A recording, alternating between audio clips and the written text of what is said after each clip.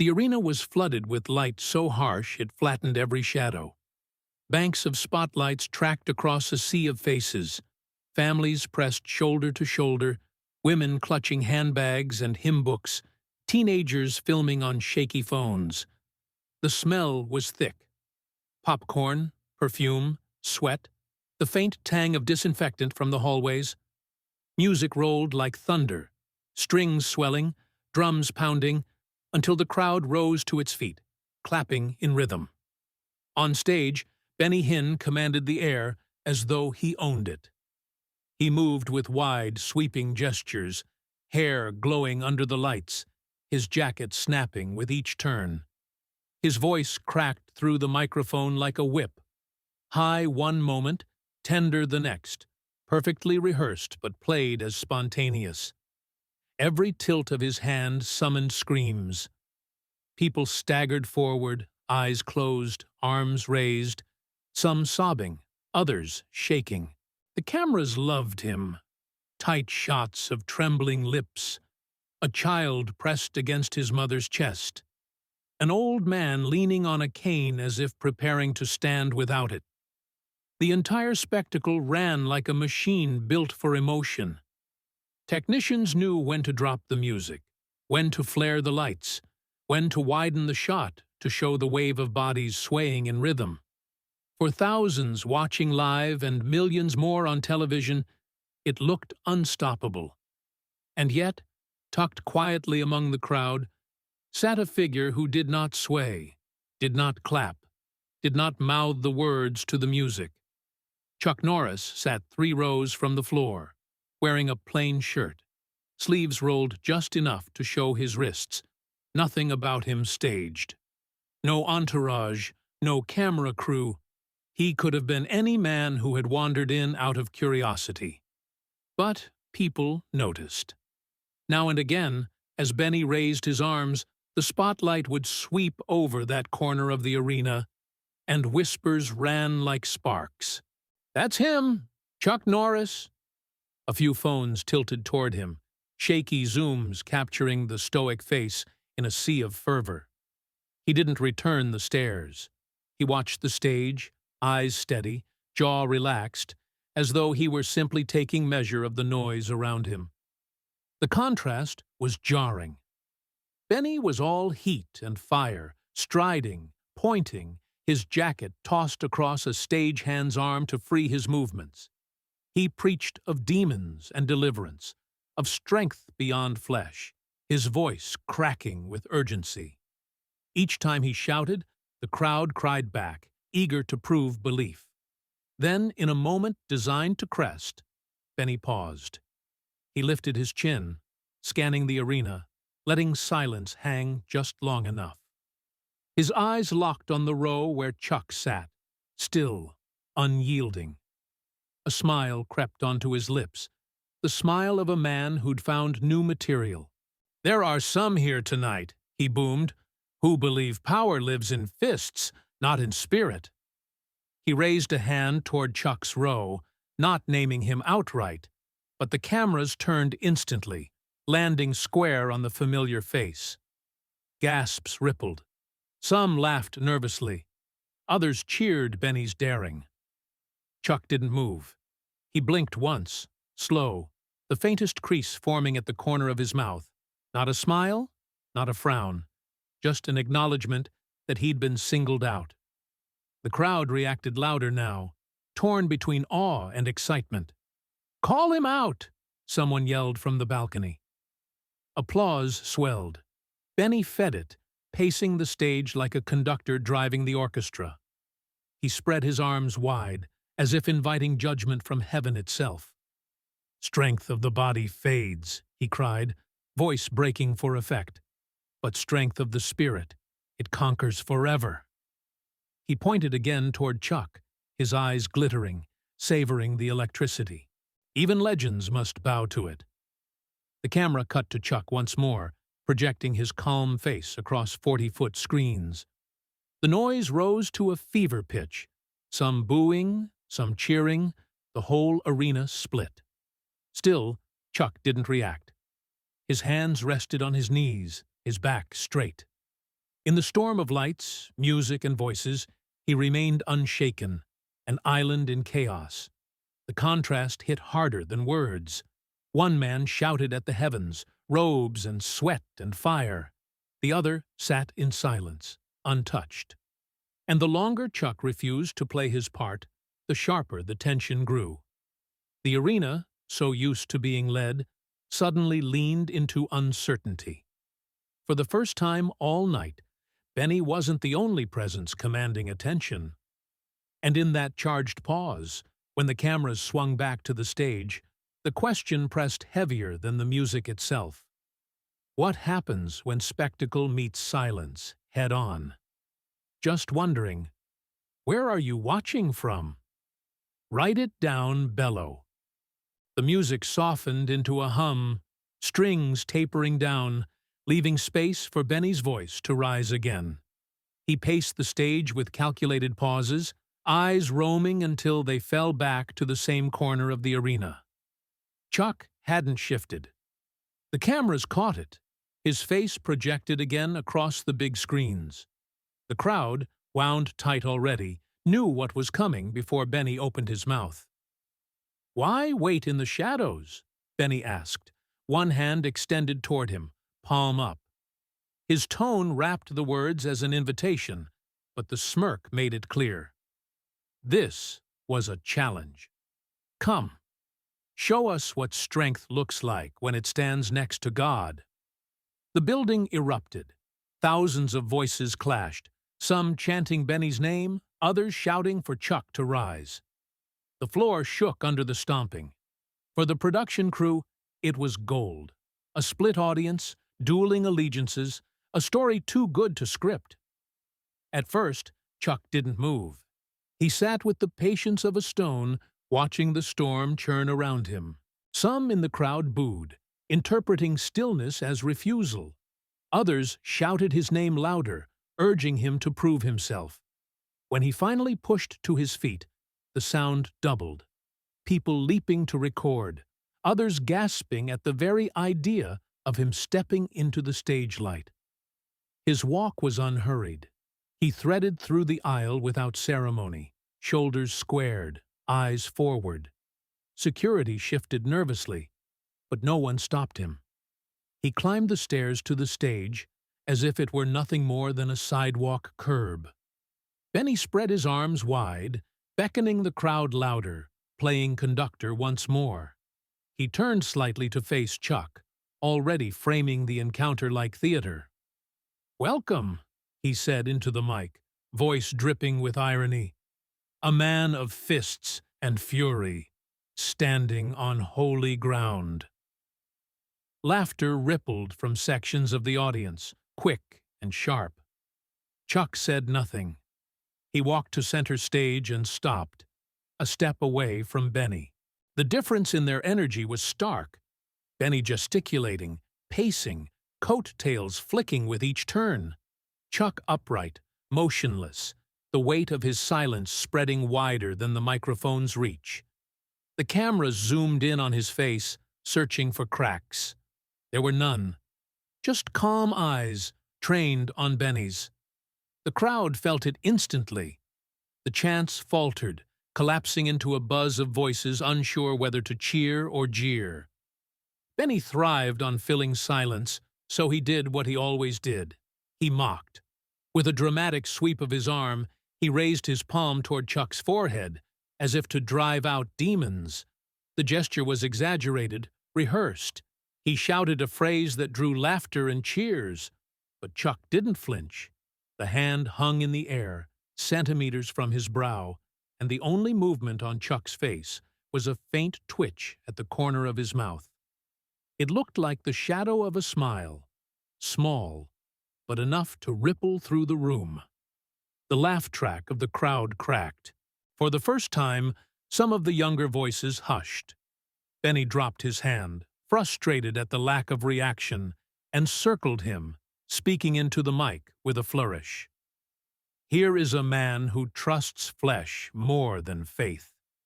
A man who thinks silence makes him strong." He leaned close, speaking as if to Chuck but really to the cameras. But silence is weakness when the spirit roars. Chuck's eyes followed him, steady, unblinking. He never raised a hand, never touched the mic. His stillness became its own language, and the crowd could feel the translation, even if they didn't yet understand it. The laughter scattered, replaced with murmurs. Some fans of Benny jeered louder, trying to keep the energy alive. Others leaned in, sensing something different, heavier. The building felt split down the middle, half desperate for Benny's theatrics to triumph, half waiting for Chuck's silence to mean something more. It became unbearable. The tension of one man shouting and another man refusing to be moved. The cameras cut back and forth. Benny, sweating under the lights, eyes wide with performance. Chuck, still, the faintest smile holding. The crowd had come for miracles and spectacle. But now they were staring at something else. Something stranger. They weren't sure what it was, but they couldn't look away. And when Benny raised the mic again, gearing up for another line to tilt the audience back to his side, everyone was already leaning forward, waiting. Not for him, but for the man who hadn't spoken a single word. The lights never dimmed, yet the mood shifted, as if someone had drawn the oxygen out of the room. Benny lifted the mic, lips forming another sharp line meant to pull the audience back under his control. Chuck moved first. He stepped in, not aggressive, not slow, just close enough to close the space. He didn't reach for the microphone. He didn't play to the cameras. He leaned the smallest fraction forward and spoke a handful of words no one else could hear. The crowd saw it, but heard nothing. A few seconds stretched until they felt unnatural. Benny's expression twitched, not a gesture rehearsed, but the involuntary flicker of confusion. He opened his mouth for the next line, and nothing came out. A ripple of laughter bubbled from the stands, nervous, trying to cover the silence. It died instantly when Benny staggered. His free hand shot out to steady himself on thin air. His polished shoes scuffed against the stage. The mic caught only the scrape of his breath. He tried again, lips shaping words that never landed. His face drained, eyes blinking too fast. The hand that usually carved arcs of command rose awkwardly, searching for balance. Then, gravity claimed him. He went down clumsily, knees folding, upper body tipping as if pulled from inside. The microphone thudded on the boards, feedback screaming and then cutting. For an instant, the arena froze. Thousands of bodies suspended between disbelief and explanation. The first screams came from the side sections. Some clapped as if it were theater. Others shrieked in panic. A man shouted, "He's fainted!" A woman crossed herself 3 times. Hundreds of phones shot up, recording from every angle. The production booth scrambled. Cameras cut from wide to close, to crowd and back, hunting for a narrative. They caught Benny on his side, his team surging forward, unsure if they were rescuing a preacher or interrupting a miracle. And through it all, Chuck stood still. He hadn't touched Benny. He hadn't raised a hand. His posture hadn't changed since the whisper. The calm on his face was more unnerving than the fall itself. Security filled the edges of the stage, black shirts forming a loose wall. Medics hurried with a kit, kneeling by Benny, who was trying to push himself up, but failed twice. Sweat ran in a clean line down his temple.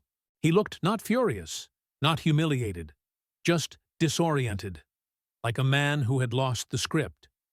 The arena divided itself in real time. Some chanted Benny's name, desperate to keep the night alive. Others pointed, insisting they had seen something real, something unscripted. A wave of murmurs swept through the lower rows. What did he say? He never touched him. Replay it. There's nothing to replay. Up in the control room, an editor scrubbed the footage frame by frame. All he found was a mouth moving, a slight tilt of a head, Then the collapse. No shove, no dramatic sweep, just a whisper that emptied a man's legs. On the screens, the replay looped again. Benny raising his hand, Chuck unmoving, then Benny's knees folding. Each cycle made the mystery sharper. Benny's assistants crouched beside him, offering water, patting his back, begging him to sit. He waved them off weakly, trying to speak into a mic no longer in his hand. The arena caught only fragments of air, a dry rasp swallowed by noise. Chuck shifted once, half a step back, his gaze lowered. Not triumphant, not smug, simply finished. The crowd leaned forward, thousands of people waiting for someone, anyone, to explain what they had just witnessed. The commentators spoke half sentences, then stopped. Social feeds lit up faster than the cameras could track. Words dropped him. Power beat power. Stage trick or truth? Benny stayed on his knees, chest rising, eyes moving in restless circles. The spectacle had unraveled.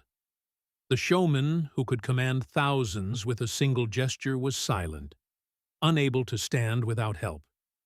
And in the center of the stage, the man who had done nothing but whisper stood untouched, as calm as when he first rose from his seat. The question hung heavier than the lights. What had Chuck said? And why had it been enough to bring a man like Benny Hinn to the floor in front of everyone? The fall did not end the night. It shattered it. At first, the arena made one collective sound, a sharp gasp like a lung collapsing. Then it broke into fragments. Screams ricocheted against laughter. Some cried out, "Miracle!" Others shouted, "Fraud!" The contradictions clashed so hard they felt like fists thrown in the dark. Rows of people surged to their feet. Some wept, arms lifted toward the stage as if the collapse were holy. Others shoved through aisles, phones aloft, desperate to capture proof of scandal. A man near the floor clutched his chest, shouting scripture. Two teenagers in the balcony laughed nervously, repeating, "He dropped him! He dropped him!" into their cameras. The air thickened with body heat, perfume, fear, the metallic bite of adrenaline. On stage, the scene had split in three. Benny lay half-curled, his assistants scrambling, one fanning his face with a program, another tugging at his collar, a third yelling for medics who were already rushing up the stairs. His limbs twitched, jerks of a man caught between willpower and collapse. Chuck stood 10 feet away, motionless, breathing so slow it looked staged. No raised hand, no shift in expression. It was as if time around him had slowed, while the rest of the building thrashed in double speed. And the crowd itself, screaming, crying, jostling, became its own character, louder than any voice on stage. Television crews scrambled to keep up. A reporter from a local affiliate spoke into her mic with the urgency of a war correspondent. Just moments ago, televangelist Benny Hinn fell to the stage after a brief exchange with actor Chuck Norris. Her words rattled across live feeds, spreading far beyond the walls of the arena. By the time she finished her first sentence, hashtags were already blooming online. Number Norris Whisper, number Benny Falls, number Miracle or Myth. The pressure on Chuck was visible, but not crushing. Camera lights fixed on his face, waiting for him to explain. The crowd demanded it too, voices rising in overlapping pleas and accusations. "What did you say? Tell us the words. He's a prophet. He's a fraud." Chuck didn't answer. He stood with his hands at his sides, chin slightly lifted, as if silence itself were his only line. The refusal to explain turned the heat up higher. People shouted over each other, projecting their own truths into the void. Some claimed he'd cast a spell. Others insisted it was a trick.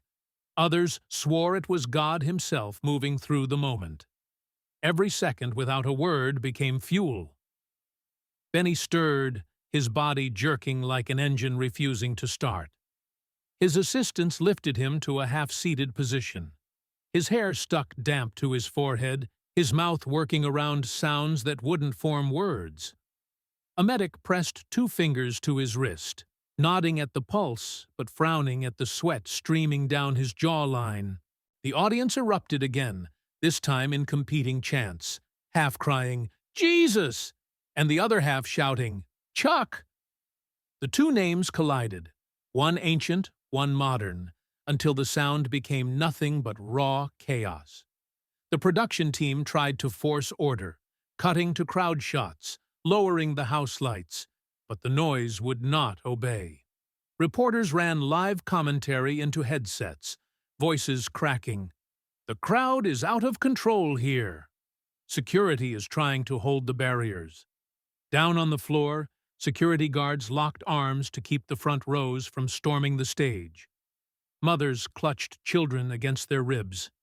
Men shouted at strangers in the row ahead, each convinced of their own version of truth. In the upper deck, a fight broke out, 2 men tearing at each other's jackets over whether what they'd seen was divine or deception. Through it all, Chuck's stillness read stranger, heavier. The more frantic the crowd became, the more deliberate his calm seemed. He didn't pace. He didn't blink at the flashes. He didn't even glance toward Benny. It was the kind of composure that mocked every scream in the building, without needing words. The question was unavoidable now. Journalists shouted it, fans screamed it. Even Benny's assistants demanded it with their eyes. What did he say? Chuck gave them nothing. The silence grew larger than the fall itself. Benny coughed, a raw bark, and tried to stand. His knees buckled again, and his men caught him. He reached for the mic, one of them still clutched, but it slipped through his fingers. He tried once more, finally holding it against his chest, but his voice was gone. He looked across the stage, his eyes glassy, at the man who had undone him with nothing more than a whisper. The cameras zoomed in on the tableau. One man sweating, pale, gasping into a microphone he couldn't yet use, the other standing unshaken, silent, while the crowd roared itself to pieces. The broadcast cut abruptly to commercial. Inside the arena, though, there was no cut, no reprieve, just the sound of thousands demanding an answer, and the man at the center refusing to give one. The chaos was no longer confined to the stage. It lived in the aisles, in the fists clenched on pews, in the chants that battled until throats tore. And the longer Chuck said nothing, the more unbearable the question became. Benny's chest heaved as he clutched the microphone, the plastic slick in his hand. Assistants hovered, unsure whether to steady him or step back. His knees trembled, but he refused the chair someone dragged forward. He straightened as far as his spine allowed, chin lifted toward the lights. The crowd hushed in jagged waves, desperate for him to speak. When his voice finally returned, it was thinner than before, but the words landed heavy. "The Lord has spoken through this man." He pointed the mic toward Chuck with a trembling hand. "What you have witnessed is not humiliation. It is demonstration. God has used him to show his power." A roar erupted. Half the arena leapt to its feet, hands raised, crying, "Amen!" Others booed, shaking heads, muttering that the preacher was twisting. The split widened, visible in every row. Chuck remained where he was, arms still at his sides. He let the noise crest and collapse again before he spoke. His voice was low, steady, but it carried clean across the stage without amplification. "I didn't perform a miracle." The words cut sharper than a shout. People stilled, leaning forward, waiting for more. Chuck's gaze stayed locked on Benny. "I only reminded you of words you forgot." For a moment, nothing moved. The sentence seemed too plain, too small to carry the weight of what had just happened. But that simplicity became its weapon. The arena exploded. Cheers, boos, accusations, chants, all colliding into a sound that felt like metal tearing. Some pointed at Chuck, calling him prophet, messenger, chosen. Others cursed him, shouting that he had mocked a man of God. Entire rows turned on themselves, strangers arguing face to face. A woman sobbed in relief. A man stormed up the aisle, shaking his head. Benny's face twitched. His eyes widened, the mask of confidence cracking again. He raised the mic fast, trying to drown the storm. Yes, exactly. The Spirit reminded me through him. The Lord's word cannot be hidden. He forced the crowd to respond, clapping his hands, urging them to echo. But the rhythm didn't catch. Some clapped, but the sound was thin, scattered, swallowed by louder voices still chanting Chuck's name. Others sat rigid, unsure whom to believe. The energy Benny used to bend crowds his entire career was failing him now, slipping through his fingers. Chuck took one step forward. The cameras zoomed instantly. He spoke again, measured, quiet. Faith isn't theater. The silence after was heavier than any shout. Even those who hated him froze. It was the kind of phrase you couldn't clap over, because clapping would admit it had hit. Benny's jaw tightened. He raised his arm skyward, straining for his old rhythm. "The Spirit moves in ways we cannot understand," he cried, his voice cracked. He pointed back at Chuck as if trying to frame him inside his narrative. This man himself proves God's authority. But the crowd no longer moved as one. A chant of "Chuck! Chuck!" pulsed from the lower rows, met by countershouts of "Jesus! Jesus!" until the words collided in the rafters, indistinguishable from each other. Security shifted uneasily. Ushers whispered into radios, eyes on clusters of people now arguing nose to nose. Fists hadn't flown yet, but the atmosphere bristled, each second closer to snapping. Reporters barked into cameras, their voices pitched with disbelief. This service has turned into open division. The audience is split between worship and outrage. Broadcast feeds laced every home with the sound of chaos. Benny tried again to summon authority, pounding the mic against his palm.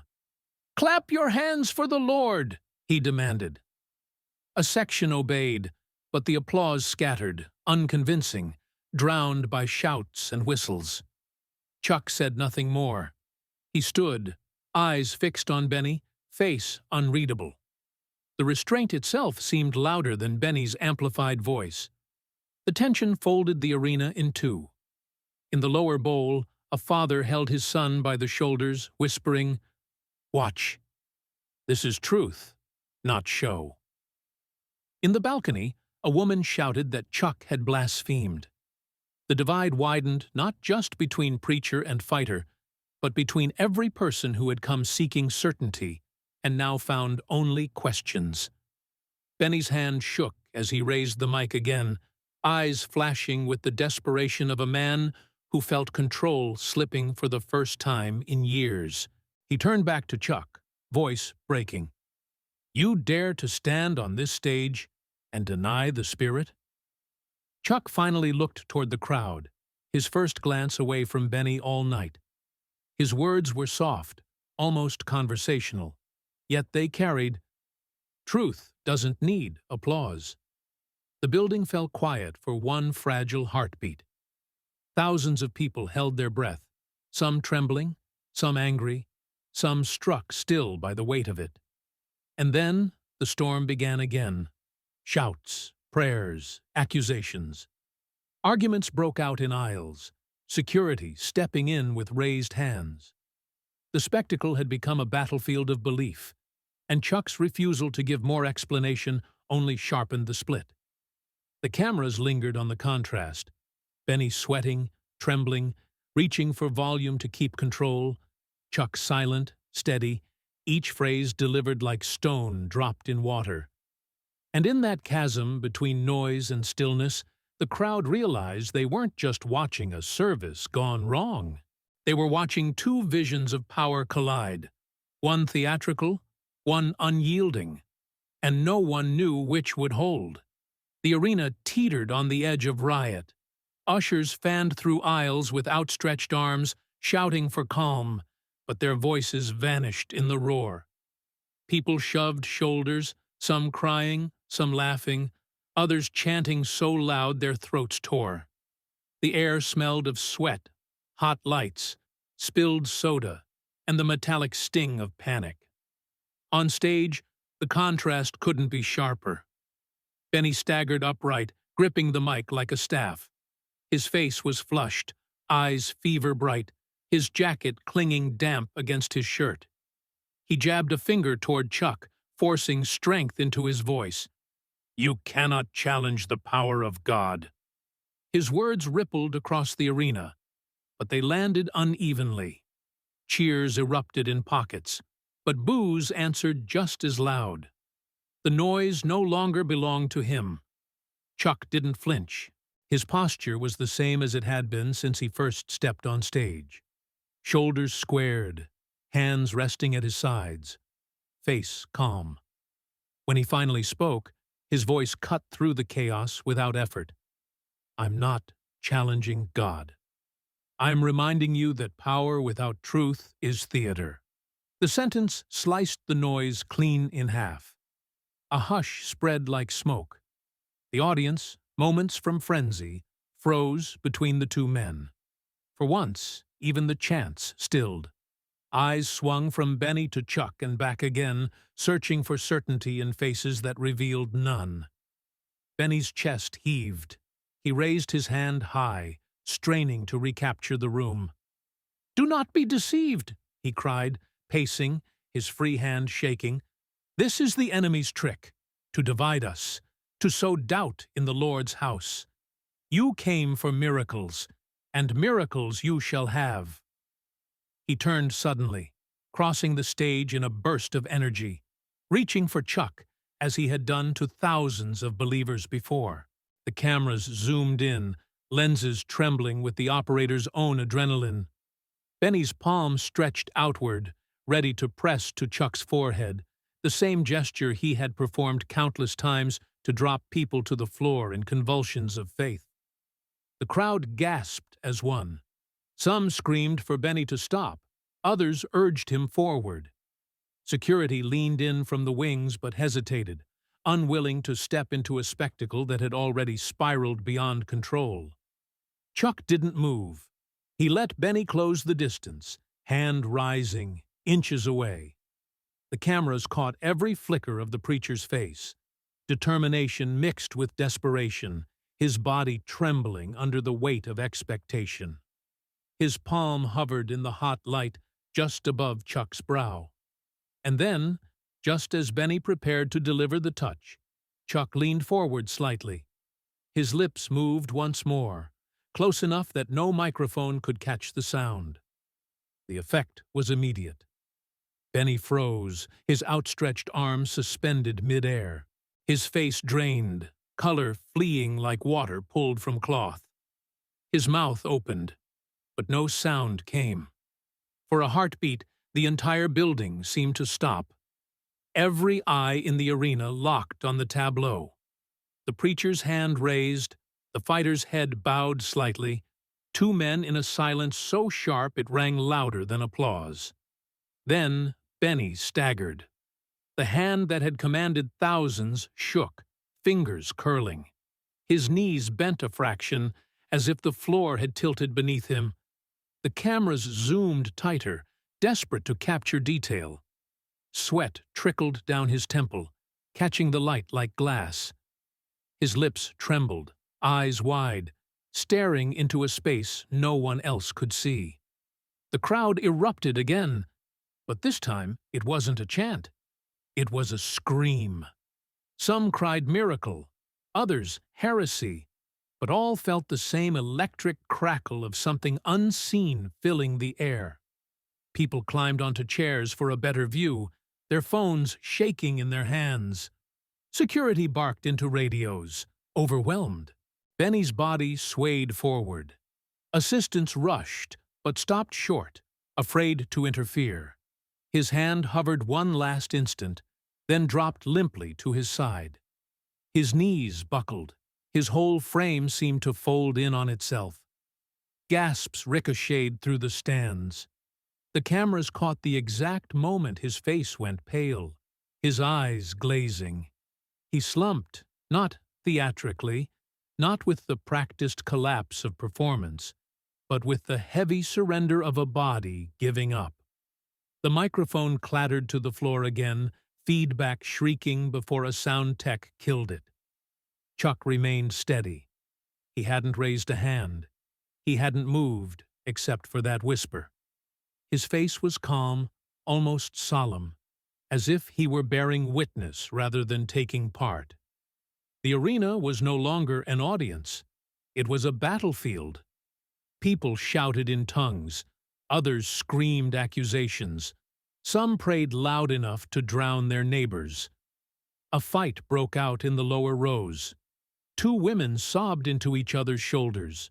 Reporters spoke into their cameras with voices shaking, their feeds blasting across television and social media. For the second time tonight, Benny Hinn has fallen. And this time, after another whisper from Chuck Norris. We don't know what was said, but... They didn't need to finish the sentence. The images spoke louder than commentary. On the big screens above the stage, the freeze frame lingered. Benny's pale face, his body folding, Chuck leaning in with lips barely parted. The crowd roared under it, a sound of hysteria and awe.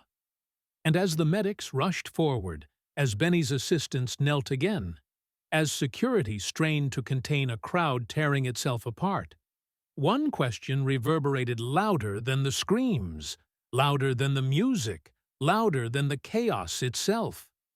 What had Chuck Norris whispered? What truth? What memory? What blade of words, strong enough to bring the preacher to his knees, not once, but twice? The cameras zoomed in one last time, catching Chuck's unreadable eyes as the noise swelled to breaking. And the story stopped there, suspended on the edge of revelation, the answer hanging just beyond reach.